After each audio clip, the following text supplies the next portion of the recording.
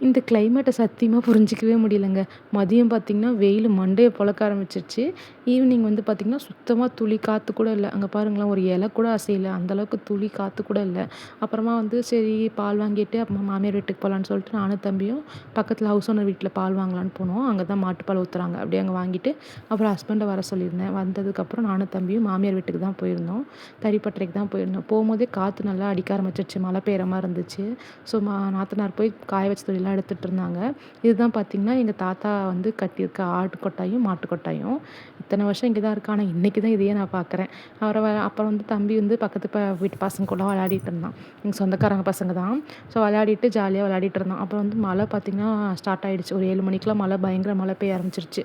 ஒரு 2 மணி நேரம் நல்லா நான்ஸ்டாப்பா மழை பெஞ்சுட்டே இருந்துச்சு. அப்புறம் மழை வந்து லைட்டா விட்டதுக்கப்புறம் வீட்டுக்கு நானு, ஹஸ்பண்டு, தம்பி 3 பேரும் வீட்டுக்கு கிளம்பிட்டோம். புடிச்சிருந்தா லைக் பண்ணுங்க. Thank you so much.